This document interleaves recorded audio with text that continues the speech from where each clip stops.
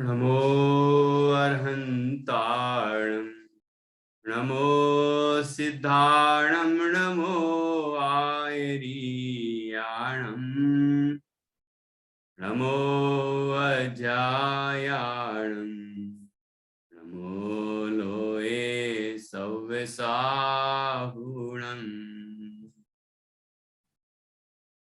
तीन भुवन में सार वीतराग विज्ञानता शिव स्वरूप शिवकार नमः त्रियोग संहारिके सम्यक श्रद्धाधारी पुनि ते बहु सम्यक ज्ञान स्वपर अर्थ बहुधर्म जुत जो प्रगटावन भान।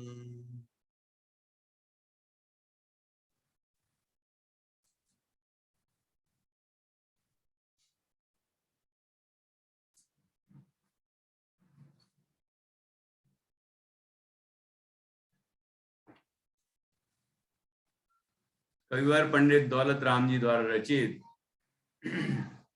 यह 6 ढाला ग्रंथ है। इसकी चौथी ढाल चल रही है और इसमें प्रारंभ में सम्यक ज्ञान का स्वरूप और उसकी महिमा बताई गई है और इसके बाद फिर इसी ढाल के अंदर सम्यक चारित्र का स्वरूप भी प्रारंभ होगा, जिसमें देश चारित्र का वर्णन किया जाएगा। 12 व्रत यानी श्रावक के 12 व्रत, उसकी चर्चा 10वें छंद से करेंगे। अभी 9 छंदों तक सम्यक ज्ञान की महिमा चलेगी। यहाँ सम्यक ज्ञान का स्वरूप बताया कि अनंत धर्मों से युक्त स्वतत्व और परतत्व को जैसा है वैसा उनका स्वरूप स्पष्ट रूप से जानना, जैसा है वैसा जानना, वह सम्यक ज्ञान है। और सम्यक ज्ञान 5 प्रकार का होता है: मति ज्ञान, श्रुत ज्ञान, अवधि ज्ञान, मनःपर ज्ञान और केवल ज्ञान। ये 5 ज्ञान सम्यक ज्ञान है। इनमें से मति ज्ञान और श्रुत ज्ञान जो सभी संसारियों के होता है, हम सभी को भी है, वो परोक्ष ज्ञान है, क्योंकि इंद्रिय और मन के निमित्त से होता है। और अवधि ज्ञान और मनःपर ज्ञान ये दोनों एक देश प्रत्यक्ष ज्ञान है। देश प्रत्यक्ष हैं क्योंकि ये प्रत्यक्ष तो हैं, इंद्रिय और मन के अवलंबन से नहीं होते, आत्मा से ही सीधे होते हैं बिना निमित्त के। परंतु इनके होने में द्रव्य क्षेत्र काल भाव की मर्यादा होती है। अवधि ज्ञान और मनःपर ज्ञान द्रव्य क्षेत्र काल भाव की मर्यादा लिए हुए होते हैं, इसलिए इनको देश प्रत्यक्ष कहा जाता है। और केवल ज्ञान अमर्याद ज्ञान है। 3 लोक और 3 काल के समस्त पदार्थ एक साथ जिसमें ज्ञात होते हैं, ऐसा केवल ज्ञान होता है। इसीलिए केवल ज्ञान को सकल प्रत्यक्ष कहते हैं। ठीक है, सकल प्रत्यक्ष। इस तरह 5 ज्ञानों की चर्चा की। फिर ज्ञान की महिमा बताई कि दुनिया में, विश्व में यदि कोई आनंद का कारण है तो वह ज्ञान ही है, दूसरा कुछ नहीं। ज्ञान समान न आन जगत में सुख को कारण, यह परमामृत जन्म जरा मृत्यु रोग निवारण। अब हम इसके आगे के छंदों पर चर्चा करेंगे जिसमें ज्ञान की महिमा बताई है। ज्ञान की महिमा मतलब सम्यक ज्ञान की महिमा। ऐसे लौकिक क्षेत्र में भी ऐसा कहा जाता है कि यदि हमें उन्नति करना है तो ज्ञान प्राप्त करना चाहिए, क्योंकि ज्ञान साधन है। ज्ञान नहीं होगा तो हम न जीवन को समझ पाएंगे, न आजीविका प्राप्त करने के तरीकों को समझ पाएंगे, धन कमाने के तरीकों को भी नहीं समझ पाएंगे, और जो भौतिक सामग्रियां हैं उनका उपयोग करना भी नहीं सीख पाएंगे, लोक व्यवहार भी नहीं सीख पाएंगे। मतलब ज्ञान उसमें सबसे महत्वपूर्ण है। इसलिए उस महाज्ञान को कहते शिक्षा। शिक्षा है ना, विद्या। तो वो लौकिक विद्या नहीं होगी तो लौकिक जो जीवन है वह भी व्यर्थ हो जाएगा। ऐसे सच्चे सुख की प्राप्ति के संबंध में भी, मोक्ष मार्ग के संबंध में भी, मोक्ष प्राप्ति के संबंध में भी ज्ञान ही सबसे महत्वपूर्ण है।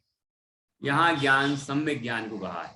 सम्यक ज्ञान होता है, भेद विज्ञान होता है, परद्रव्यों से भिन्न आत्मज्ञान होता है, तो जीव को सच्चा सुख प्राप्त होता है। इसलिए यहाँ का ज्ञान समान न आन जगत में सुख को कारण, यह परमामृत जन्म जरा मृत्यु रोग निवारण। जन्म जरा और मृत्यु का मृत्यु रूपी रोग का नाश करने के लिए ज्ञान ही एकमात्र साधन है। ज्ञान परम अमृत के समान है। ज्ञान के समान दूसरा कोई सुख का कारण नहीं है।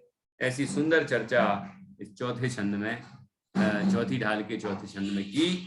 अब हम पांचवें छंद की ओर बढ़ रहे हैं और इसके भी आगे बढ़ेंगे। तो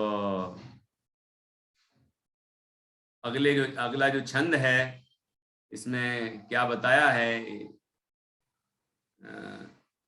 ज्ञानी और अज्ञानी के कर्मनाश के विषय में अंतर, और उसके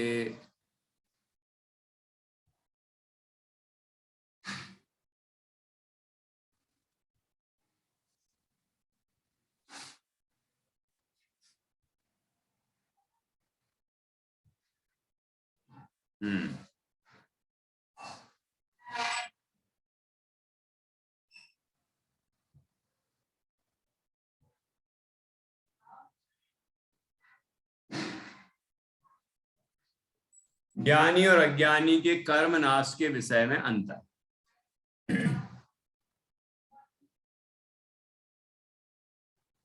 कोटि जन्म तप तपे, ज्ञान बिन कर्म झरे जे।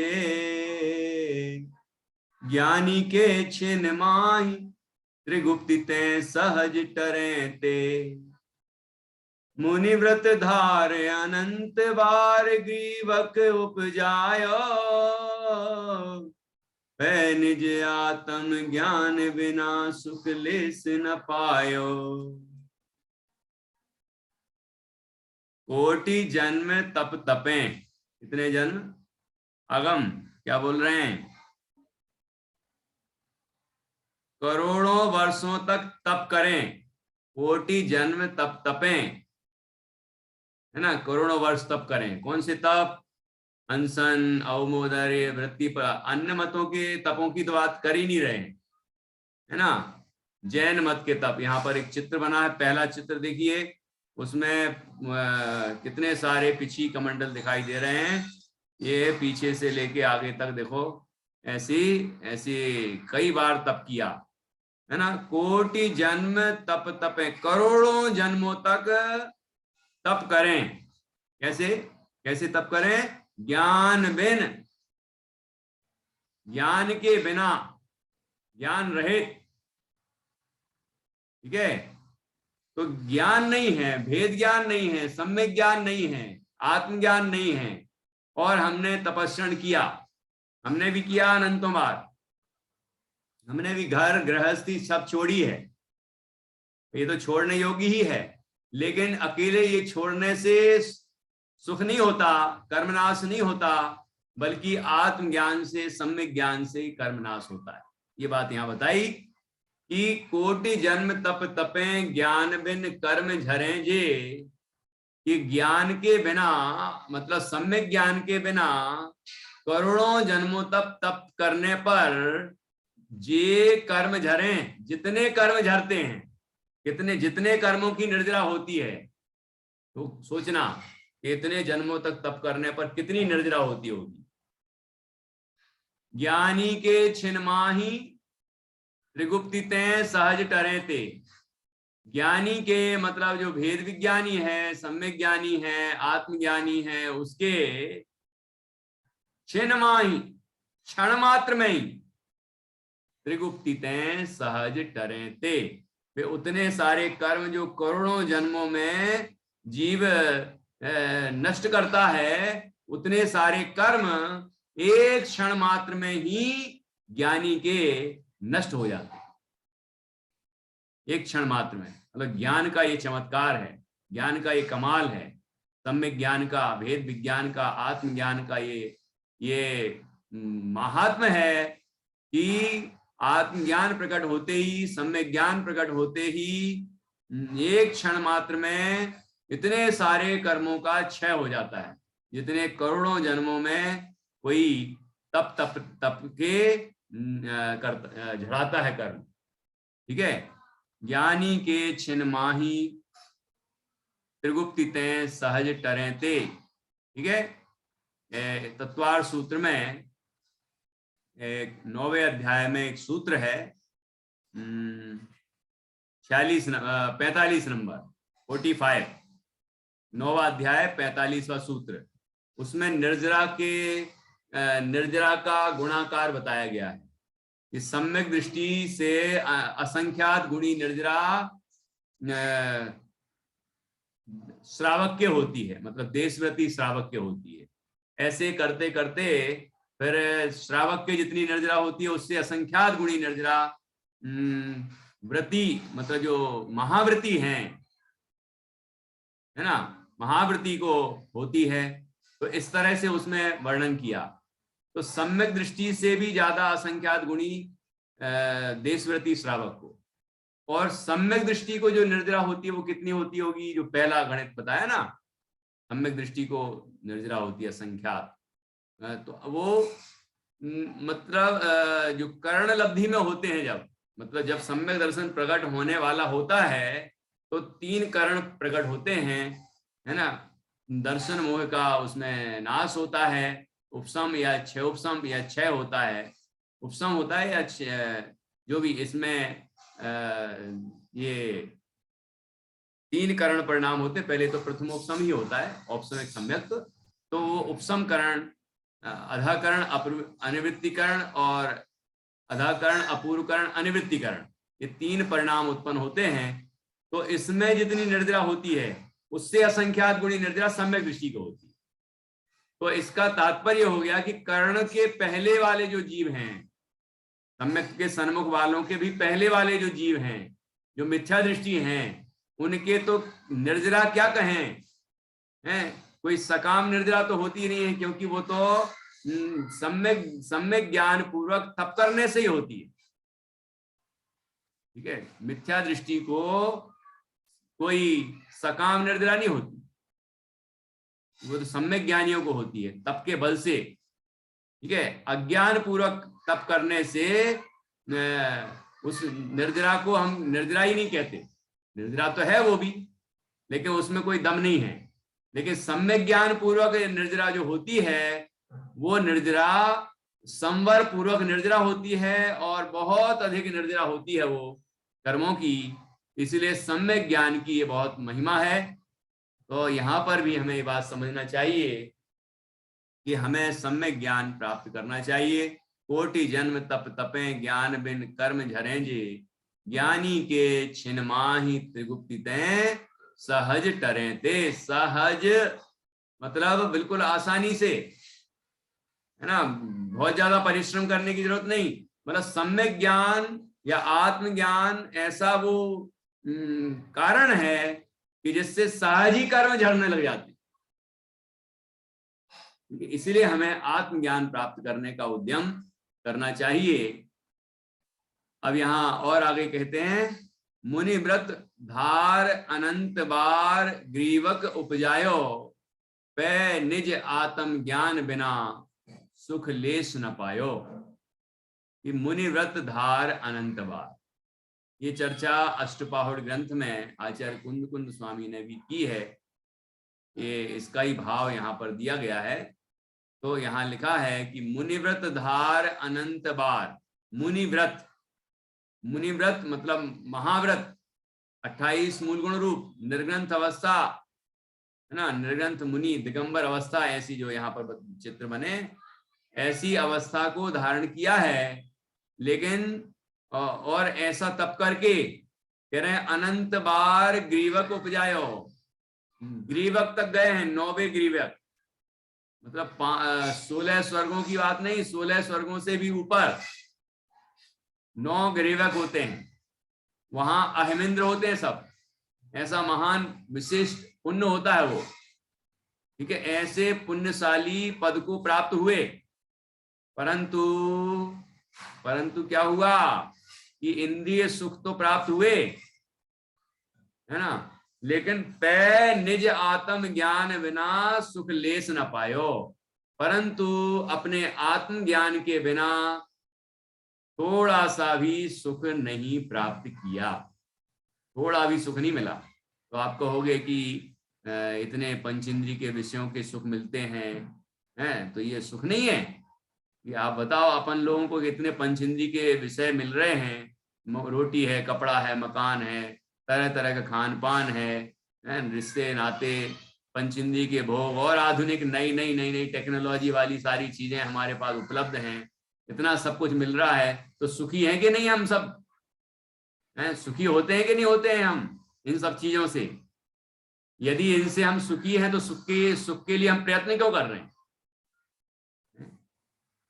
कि इतना भोग भोगने पर भी, इतने संसाधन जुटाने पर भी अंदर में आकुलता बनी ही रहती है, इसका तात्पर्य कि हम सुखी नहीं, क्योंकि आकुलता लक्षण दुख का है, और आकुलता से रहित वह सुख होता है, निराकुलता सुख का लक्षण है। तो इन पंचेंद्रिय के विषयों में तो सुख है ही नहीं, तो वहां पर अहिमिंद्र बन गए, है ना, सर्व अनुकूलताएं हो गई, उसके बाद भी कह रहे हैं आत्मज्ञान नहीं है, सम्यक ज्ञान नहीं है, ये भेद विज्ञान नहीं है। ये 3 शब्द बोलते हैं, तीनों एक दूसरे के पूरक हैं। आत्मज्ञान जहां है वहां सम्यक ज्ञान, वो सम्यक ज्ञान है ना, सम्यक ज्ञान है तो आत्मज्ञान भी गर्भित है वहां पर, और भेद विज्ञान भी वहां पर है, पर से भिन्न अपने आत्मा का ज्ञान, तो ये बात भी आ गई उसमें। तो इस तरह से आत्म ज्ञान बिना, परंतु निज आत्म ज्ञान बिना, अपने आत्मा के ज्ञान के बिना सुख लेस न पायो, लेस मात्र भी, थोड़ा सा भी, किंचित मात्र भी सुख नहीं प्राप्त किया। तो यहाँ पर कहना चाह रहे हैं कि ग्रैवक में जो इंद्रिय जन्य सुख है वो सुख नहीं है, ठीक है, और सच्चा सुख तो आत्मज्ञान से ही होता है, और वो मिथ्या दृष्टि को होता नहीं। इसलिए मुनि व्रत तो धारण किया, है ना, अज्ञान पूर्वक तपस्रण किया, आत्मज्ञान प्राप्त नहीं किया, और पुण्य के प्रभाव से ग्रैवक में भी चले गए, सर्व अनुकूलताएं प्राप्त कर ली, परंतु सुख प्राप्त नहीं हुआ। इसलिए क्या निष्कर्ष निकला? प्रतिष्ठा, हम सबको अपने आत्मा को जानना चाहिए, है, मैं प्रतिष्ठा नहीं, मैं आत्मा हूं, है, मैं रश्मि नहीं हूं, मैं आत्मा हूं, मैं स्त्री नहीं हूं, मैं आत्मा हूं, ऐसा अपने, मैं पुरुष नहीं हूं, मैं आत्मा हूं, ऐसे अपने ज्ञान स्वरूप आत्मा का अनुभव हम सबको करना चाहिए, ठीक है। यही इस 5वें छंद का यही निष्कर्ष है। तो अब इसका भावार्थ पढ़ेंगे हम। मिथ्या दृष्टि जीव आत्मज्ञान के अर्थात सम्यक ज्ञान के बिना करोड़ों जन्मों भवों तक बाल तप रूप उद्यम करके जितने कर्मों का नाश करता है, उतने कर्मों का नाश सम्यक ज्ञानी जीव सोन्मुख ज्ञातापने के कारण स्वरूप गुप्ती से क्षण मात्र में सहज ही कर डालता है। यह जीव मुनि के, द्रव्यलिंगी मुनि के महाव्रतों को धारण करके उनके प्रभाव से 9वें ग्रैवक तक के विमानों में अनंत बार उत्पन्न हुआ, परंतु आत्मा के भेद विज्ञान, सम्यक ज्ञान अथवा स्वानुभव के बिना जीव को वहां भी लेस मात्र सुख प्राप्त नहीं हुआ। देखो आत्मज्ञान देव को भी हो जाए तो भी वो आत्मज्ञान से सुखी है, देव बने से नहीं। नारकी को भी आत्मज्ञान हो जाता है तो वो भी सुखी हो जाता है, भले ही बाहर में कितनी प्रतिकूलता हो। तिरंच भी आत्मज्ञान प्राप्त हो जाए तो सुखी हो जाता है, मनुष्य भी आत्मज्ञान प्राप्त हो जाए तो सुखी होता है। मतलब सुख आत्मज्ञान से ही होता है, ठीक है। बाह्य अनुकूलताओं से कोई सुखी नहीं होता, क्योंकि वहां पंचेंद्रिय के विषय भोगते हुए भी आकुलता निरंतर बनी रहती है, इसलिए वो सच्चा सुख नहीं है, ठीक है ना। तो ये बात यहाँ पर हमें विशेष रूप से समझना चाहिए। इस छंद में आत्मज्ञान प्राप्त करने की प्रेरणा दी गई है। सब में आत्मज्ञान का अथवा अथवा करके लिखा गया नहीं, आत्मज्ञान बोलो, सम्यक ज्ञान बोलो, भेद विज्ञान बोलो, एक ही बात है। तो इस तरह से यहाँ ये 5वें छंद में बहुत सुंदर चर्चा की, ज्ञानी और अज्ञानी के कर्म नाश के विषय में अंतर। एक बार छंद पढ़ते हैं, फिर 6वें छंद पर पहुंचेंगे। कोटि जन्म तप तपे ज्ञान बिन कर्म झरे जे, ज्ञानी के छिन माही त्रिगुप्ति ते सहज टरे ते, मुनि व्रत धारे अनंत बार ग्रीवक उपजायो, पै निज आत्म ज्ञान बिना सुख लेस न पायो।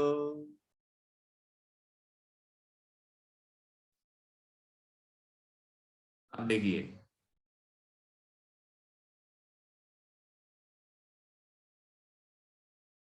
ज्ञान के दोष और मनुष्य पर्याय आदि की दुर्लभता।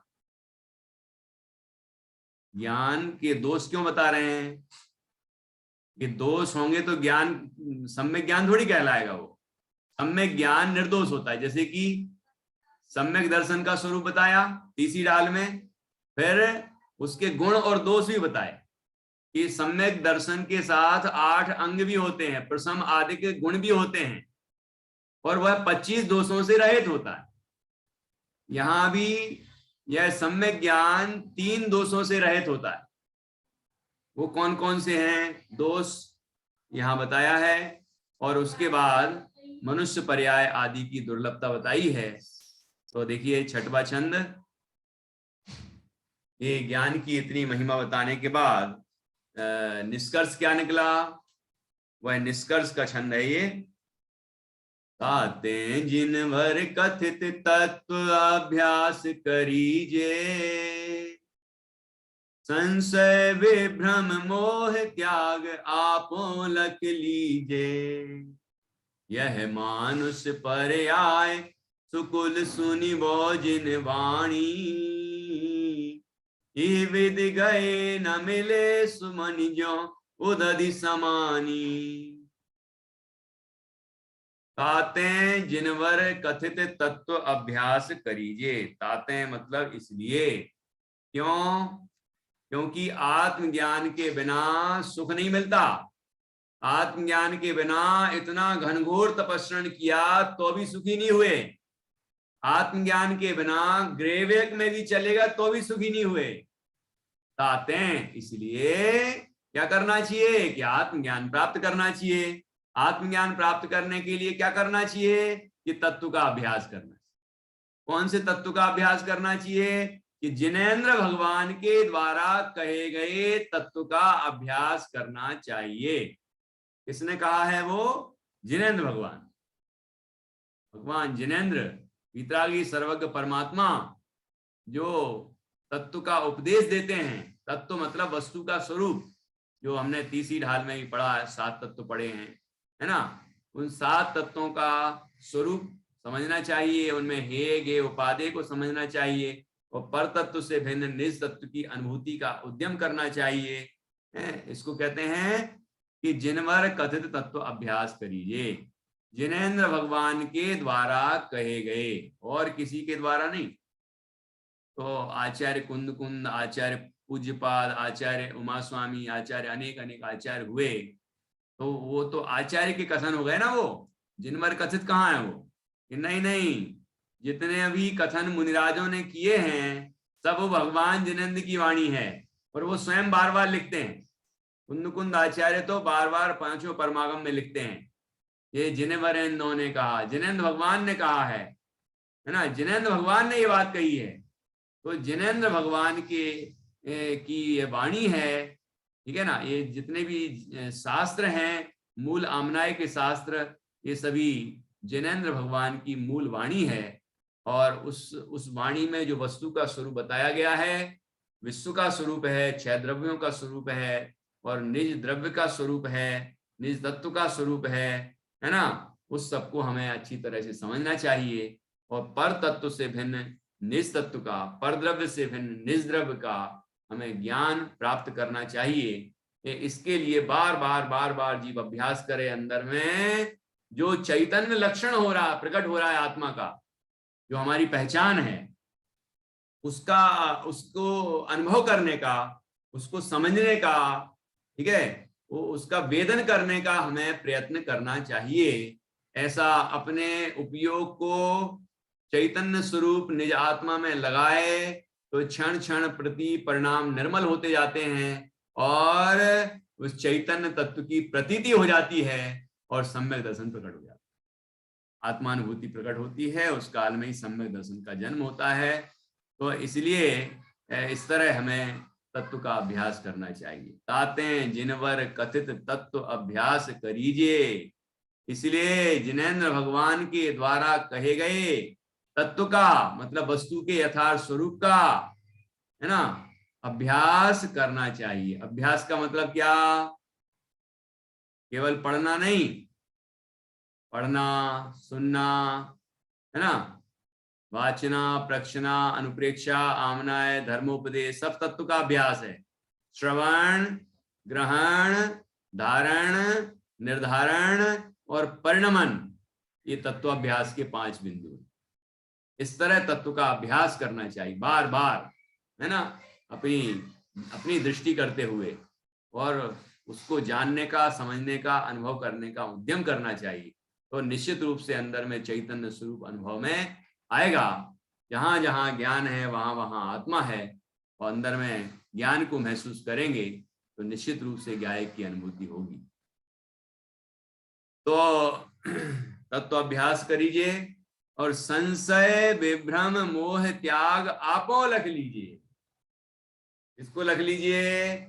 आपो मतलब अपने को, स्वयं को जान लीजिए, आत्मज्ञान प्राप्त कर लीजिए। कैसे? संशय, विभ्रम और मोह को त्याग कर। ये संशय क्या है? संशय का मतलब है ऐसा ज्ञान जो संदेह युक्त है, जिसमें शंका है, जिसमें अनेक कोटि का स्पर्श करने वाला जो ज्ञान है वो संशय है। मतलब यह है कि यह है, ऐसा निर्णय नहीं हो पा रहा कि क्या है, वो संशय है। जैसे एक न्याय शास्त्र में उदाहरण दिया है कि खेत में वो खेती की रक्षा करने के लिए वो बना देते हैं काक भगोड़ा, उसको बोलते हैं ना। वो क्या बनाते हैं? एक आदमी जैसा ऐसा बना देते हैं ना, आदमी जैसा बना देते हैं। तो वो उसको देख के पशु पक्षी सोचते हैं कि कोई आदमी है खेत के अंदर, तो वो उसके अंदर आते नहीं है ना। तो काक भगोड़ा बोलते हैं कौओं को, चिड़ियों को, पंछियों को भगाने वाला, है ना। तो अब वो दूर से देखा तो कैसा लगता है? ये मनुष्य है कि वो ठूंठ है या काक भगोड़ा है? ठूंठ में भी भ्रम हो जाता है। ठूंठ मतलब पेड़ का ठूंठ होता है ना, उसमें भी भ्रम हो जाता है। तो शास्त्र में ऐसा उदाहरण दिया, न्याय शास्त्र में, कि वह ठूंठ है कि मनुष्य है। ऐसा संशय, ऐसा जो ज्ञान है अनेक कोटि को स्पर्श करने वाला, वह संशय है। उसमें ये निर्णय नहीं हो पा रहा है कि ये क्या है। तो ऐसा ज्ञान, मैं आत्मा हूं कि मैं शरीर हूं, सुख आत्मा में है कि पंचेंद्रिय के विषयों में है, संशय में ही झूल रहा है। ठीक है, ये जो धर्म बताया गया है, ये सही मार्ग है सुखी होने का, या ये भौतिक मार्ग सुखी होने का है? ये लौकिक शिक्षा सच्ची है कि धार्मिक शिक्षा सच्ची है? ये घूम रहा है जीव, भ्रमित हो रहा है। सुख कहाँ है? यहाँ है कि बाहर है? यहाँ है कि बाहर है? मैं आत्मा हूं कि मैं शरीर हूं? मैं आत्मा हूं कि मैं शरीर हूं? ऐसा ऐसा जो ज्ञान है, संदेह युक्त ज्ञान है, संदेह बोलिए, संशय बोलिए, शंका बोलिए, ऐसी शंका जिसमें है ना, ऐसा जो ज्ञान है अनेक कोटि को स्पर्श करने वाला, वह संशय ज्ञान है। तो सम्यक ज्ञान संशय ज्ञान को नहीं कहते, वह तो मिथ्या ज्ञान है। संशय जिसमें है वो मिथ्या है, उसमें तो स्थिरता होती है कि यही सही है। अब विभ्रम, विभ्रम क्या है? विपरीतता का भ्रम हो जाए। जैसे वो ठूंठ है कि मनुष्य है, ऐसा सोचते हुए मनुष्य ही है।